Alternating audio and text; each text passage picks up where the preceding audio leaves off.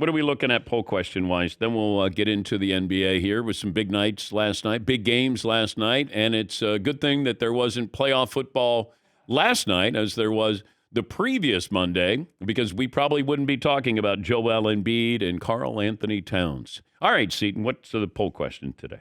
Yeah, I think we'll start with the NBA, Dan. Okay. Would you rather score 70 points in a game or lead the NBA in scoring for a season? I'd rather lead the NBA in scoring for a season. Definitely. Yeah. And he's going to do both. So Joel Embiid put up 70 last night against the Spurs, and he's leading the NBA in scoring. What about if you change it to 81 points in a game? Or lead the league in scoring? Oh, man. Did Kobe lead the league in scoring when he scored 81? I don't know if he did. But it was also the anniversary of that. So Monday was, let's see, the anniversary when Kobe scored 81 points against Toronto. It was. Joel Embiid talked about the anniversary that Kobe scores 81 and what it meant to him. From the time I started playing, Kobe was my guy. He's the reason why I started playing basketball. And it's funny because on the same night he had 81, and that was my favorite player. So, when I started, that was the guys that I was looking up to, and they were doing all this. So, if he says it's inspiring, I hope in a couple of years, hopefully when I don't have to guard him and I'm out of the league, he's able to do the same thing and, go out and break all these records and possibly break Wilt's record of 100 points. Okay. So he's giving a shout out to Victor Wembanyama. And Greg Popovich was having some fun, and he kind of said, we're going to shut down Joel Embiid going into the game. And I think people took it as, Pop is actually giving bulletin board material. And he wasn't. I think he realized this isn't going to be pretty, certainly for Victor Wembanyama. But Joel Embiid is on a different level right now, certainly when it comes to scoring. Did Kobe lead the league in scoring when he scored 81? Yeah, he did by a lot. It was 05-06 season. Kobe was 27 years old, 80 games that year. He averaged 35.4. Okay. Yeah. He was taking 27 shots a game. What's Embiid averaging now? Because I thought it was around 33 or 34. I don't know how much he went up by, scoring 70. Oh, he went up all right. He's at, right now, 36.1. Yeah. Dang. Yeah. Yes, Marvin. 36. That is insane. Yesterday, his level of skill is so ridiculous. I mean, it was jab step, jumper. It wasn't like Shaq in 2000 where it was just like, let me just big body these guys. It was pump fake, 2 dribbles, jumper. But this is where you have really good footwork. That's something that you see. Like, he's a bigger version of Olajuwon from the standpoint of getting at the foul line. Foul line extended.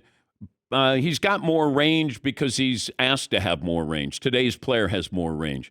But Olajuwon at the top of the key, jab step, go right by you, or hit that jumper. But Joel Embiid, highly skilled. And let's go back to when he was leaving Kansas, had the back injury.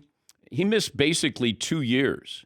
And, you had foot injury there. So back and foot injuries. And for a big man, that's death to your career. And, when they were doing the whole process there, people were wondering if Joel Embiid was a bust. Not anymore. Putting up 70. Karl Anthony Towns picked the wrong night to put up 62. And they lose the game. And part of the reason that they lost is because of Karl Anthony Towns. That takes us to one of our other poll question options, Dan. If you score 62 points but your team loses, did you help or hurt? It seems mind-boggling that you're going to go, hey, you're part of the reason why your team lost last night, even though you scored 62. He had 44 in the first half, but in the final, 8 or 9 minutes, he is doing his best to get to whatever he wanted to get to, and he didn't do a good job. The Minnesota Timberwolves head coach, in case you don't know, is Chris Finch, and he had this to say after the loss. Obviously, we're going to try to feed a hot hand, look for a hot hand, but at some point, we got to get back to making the right play. We got to get back to doing the right things. That's just, like I said, there's a lot of ways to be immature. There's always a lot of ways to be immature. And there was a lot of immature performances here throughout the roster. We totally disrespected the game, ourselves, and we got exactly what we deserve. So, Wow. Dang. Whoa.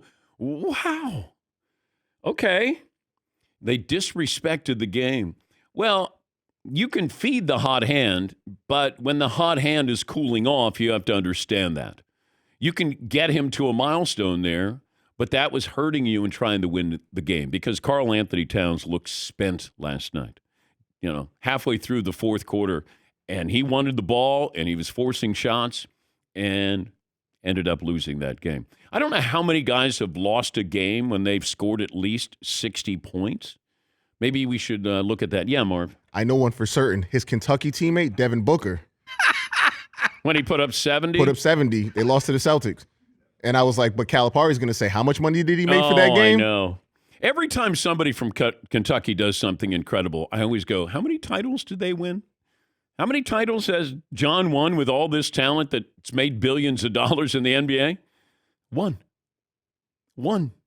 Yes, Todd. That disrespecting the game helped the Hornets get to double-digit wins. They are now 10-31. Yes, Paulie. Whoa!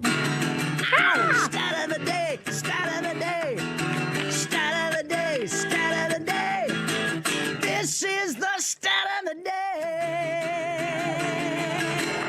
Stat of the day brought to you by Panini America, the official trading cards of the Dan Patrick Show. Also, when you're putting up 70 points, how many three-pointers did you have? Three-point line came in 1979. Dame Lillard had 71 points.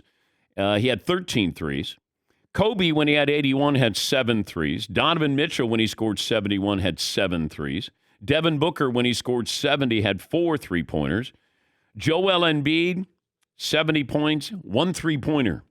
David Robinson, he had 71 points, 1 three-pointer. Yeah, Pauline. Most points scored in a loss. Wilt Chamberlain's got a bunch of these records. Wilt had 78 in a loss. Okay. David Thompson, you remember him from the Denver Nuggets, he had 73 in a loss. Modern era, Devin Booker had 70 in a loss. There's a lot of Wilt Chamberlain on here. Michael Jordan, you perhaps you've heard of him. Yeah, 64. This can't be right. Overrated. I don't recall him losing a game. Michael Jordan had 64 in a loss. He never missed a big shot. I could find. Yeah. Michael Jordan had 64 in a loss to the Magic in overtime. And Michael Jordan had 63 in a loss to the Celtics. Oh, Gunner. Remember double overtime. Gunner. Yeah. Why don't you pass the ball around a little bit, Mike? Karl Anthony Towns, the newest to this. Yay. Congratulations. Come on down. Yes, Marv. Sorry, everybody, but not to do this, but to do this. Michael Jordan, no one ever brings up that he lost a 63-point game to the Celtics. He put up 63. But if there was another player, I'm not going to say who, and he put up that, but they lost. Okay. That never happens with Michael Jordan. Okay, but that's a young Mike. He wasn't even supposed to play that season, foot injury. Poking the bear, Marv. Oh, no. I'm not talking about that. I'm just saying. Okay. If it was another player, and I'm not going to say who. No, you can say who. Devin Booker, not playing. LeBron? Oh, yeah. Yeah. That's what I mean. But, Mike was out, broken foot, came back, did what he did in the Garden. Celtics were unbelievable that year.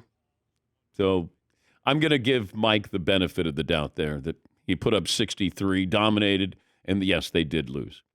But you're right. If LeBron put up 63 and they lost a playoff game, then we'd be like, oh, why aren't you going to pass it, LeBron? Yes, Marv. Yeah, I'm with you. You and Paulie are correct on all of it. I'm just saying if that was the other way around, it would have never been like that. Yeah, probably so. But Karl Anthony Towns, go ahead. Yeah. Keep shooting. Seton, so what's the poll question we're going to go with? Or do you have more options that you want to throw our way? There's another one there that says, if you scored 62 points but your team loses, did you have a good night? Oh, okay. Did he have a good night? It's a very complicated 62 points. Yeah, I'm not sure if he had a good night. I don't know if he did either. He had a great 3 quarters of a night. He did not have a good fourth quarter. And as a result, they ended up losing the game. Yeah. Yes, Marv. Does it also hurt that he lost to the Hornets? Right? That's if unfortunate. If he lost to the Bucks, to me, there wouldn't really be any shame in that. If he went, Well, if he had 62 against Giannis, right, exactly. then we'd be like, man, he did his part there. But he did that against P.J. Washington. No disrespect, P.J.